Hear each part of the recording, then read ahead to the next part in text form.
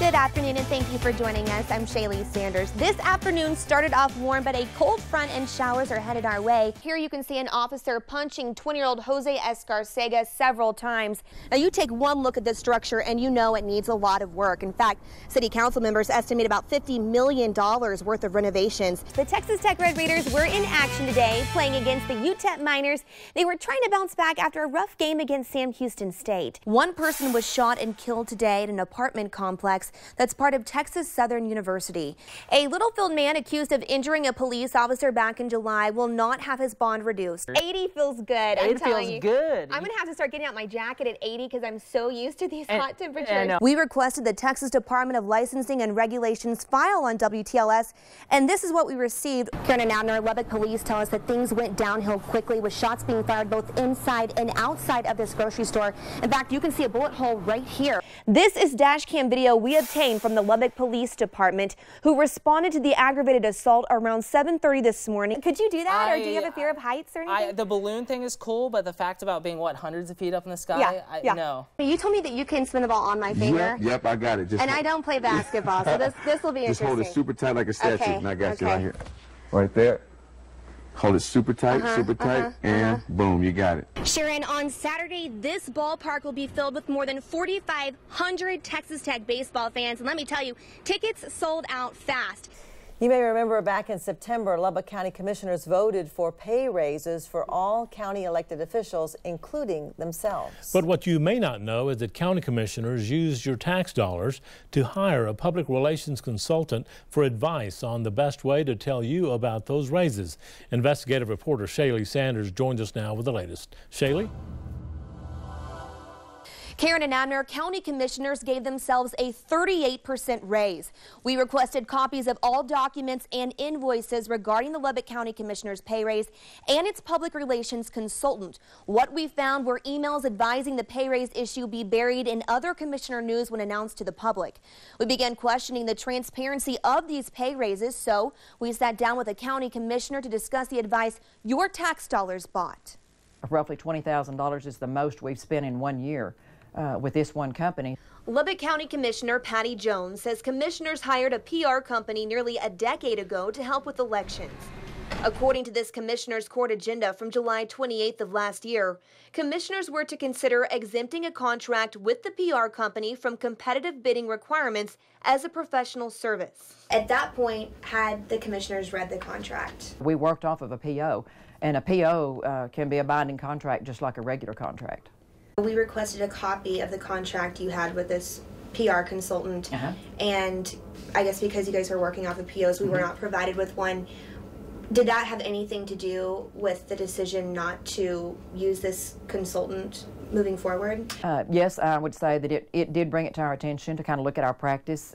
We requested copies of invoices and emails from the county to the PR company and learned that last year the consultant started receiving payment from commissioners for political advice on the best approach to communicate commissioners' pay raises with the public.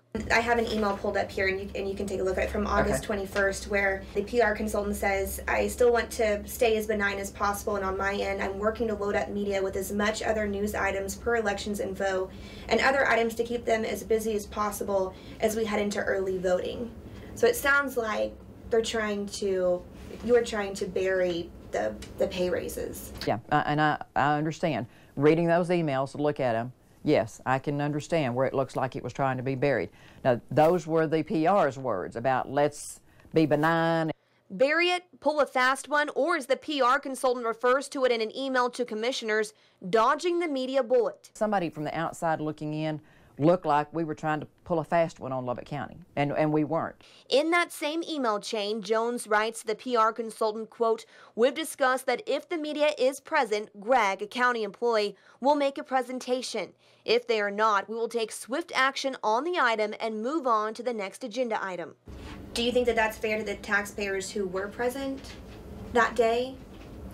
Well, the thing about that is that when I wrote in there, that morning, Greg George had called me to find out what to do for a commissioner's court that day.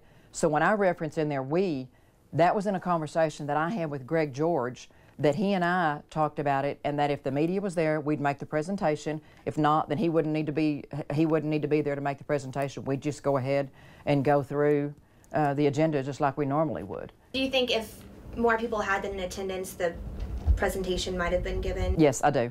For the people and the taxpayers, our viewers who are watching this, and wonder if this is a proper use of their money, their tax dollars, what would you say to those viewers? Okay, we spent $2,400 on that particular item as far as having the PR consultant to help with that.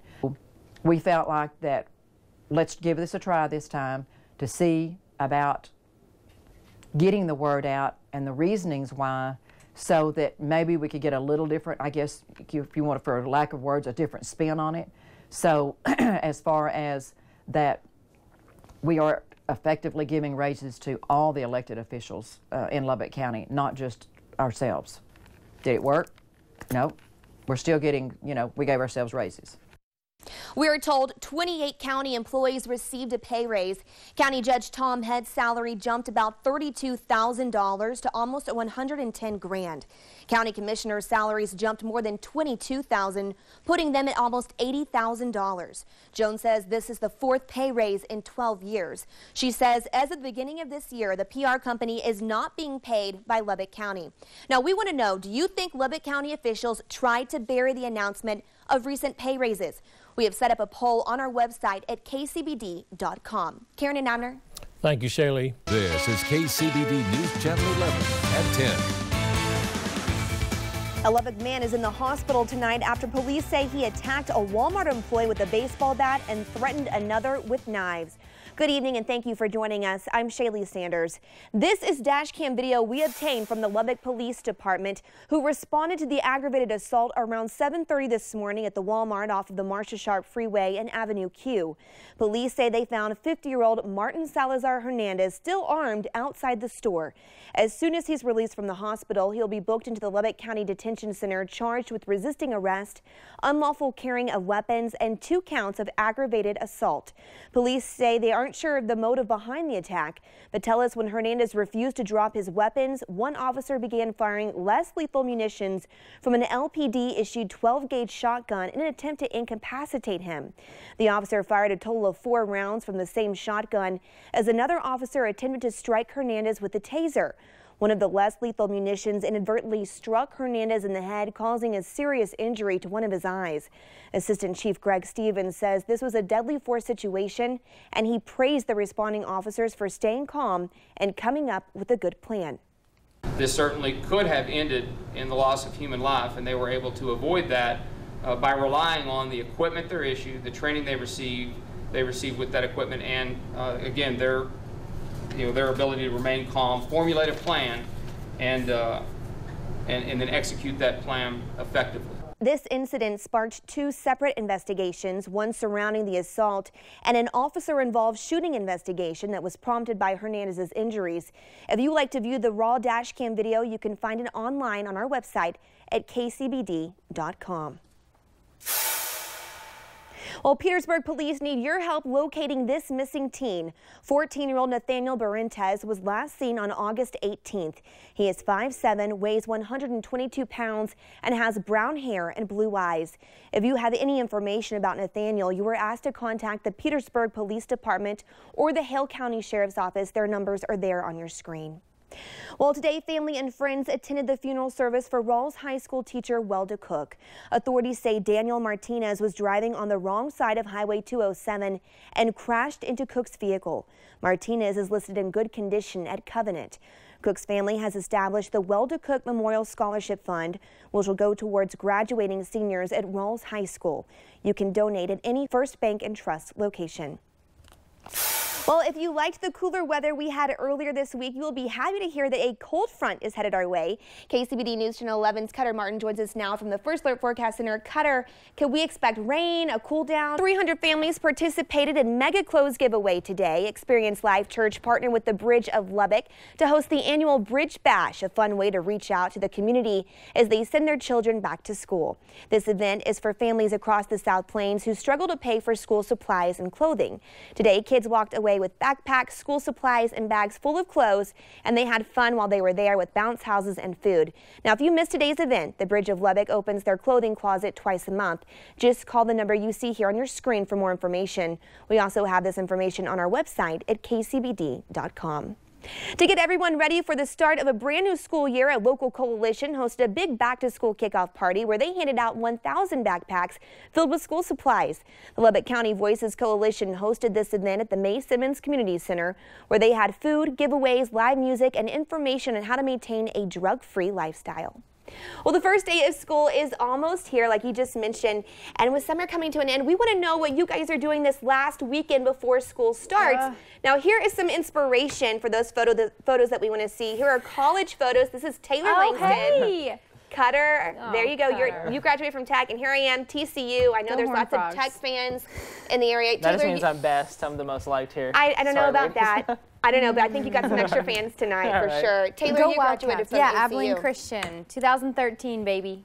So we want to see your photos. We are on Twitter, Facebook, Instagram. Just use the hashtag KidsComeBackDays. And we still have a lot of growing left to do before we get to be 112 years old. This man was just certified as the oldest man alive yesterday. He lives in Japan. And tonight, guys, he is revealing his secret about longevity.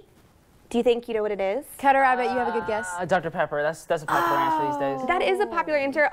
He says if you want to live a long life, you just have to take it easy. That's simple advice, a simple life. I'll do it. Yeah. Still to come on KCBD News Channel 11 at 10, 3 childhood friends stop a deadly attack. Find out where they are headed now. Also, your forecast, tomorrow is Sunday. A lot of outdoor activities. Could wind, cooler temps, and rain get in the way? I have the answer. And the Red Raiders closing out fall camp today with their last scrimmage. We've got all the details coming up in sports. Stay with us, KCBD News Channel 11 at 10. We'll be right back. 3 childhood friends are being hailed as heroes tonight as authorities try to determine what the gunman they tackled was planning when he boarded a Paris-bound train last night carrying an AK-47 and a handgun. Tonight, the French media is reporting that the suspect traveled to Syria and had been flagged as an extremist in Belgium and Spain. NBC News has not confirmed that. Already, some European leaders are calling for an emergency meeting to talk about how to make trains more secure.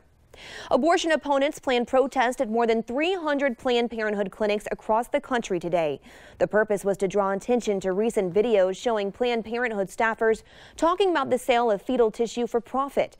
The goal of the protest is to create enough support to force lawmakers to cut off the organization's federal funding and eventually shut it down. Protests were scheduled in 47 states. Cutter is watching our weather for us. He will have your complete first alert forecast coming up next. Cutter, a lot of people are going to be getting outside tomorrow morning. Is it going to be cold? Not cold. It'll be cooler, but hey, when you've been in the 90s, almost 100 for... 80 feels good. 80 feels good. I'm going to have to start getting out my jacket at 80 because I'm so used to these hot temperatures. I know, and I'm definitely one of those people too. You know, the first taste of fall, you're ready to, bring on all the layers, Eskimo boots, everything. But we are tracking big changes in your forecast. Cool, cold, whatever you want to call it. You spotted this, I'm guessing. Oh, gosh. I know you're a yoga lover, right? What? I've done yoga like twice. Okay. But okay, so you've done it twice. Have you ever done it with cats? No. Okay. Is that a thing? Yeah, it's a thing. Check this out. Oh my goodness. Welcome to Gentle Cat Yoga at Purrington's. I'm Bridget. I'll be your guide. Portland's popular cat lounge now offers yoga classes for those that enjoy the company of felines. And if you fall in love with one of the cats, good news, you can take them home. All of these cats are up for adoption. So yoga, relaxes the mind. You could come home with a cat, give a cat a good home. What is a cat lounge? We'll talk about it during the break. We'll be right back. Okay. That is all of our time. Have a great night.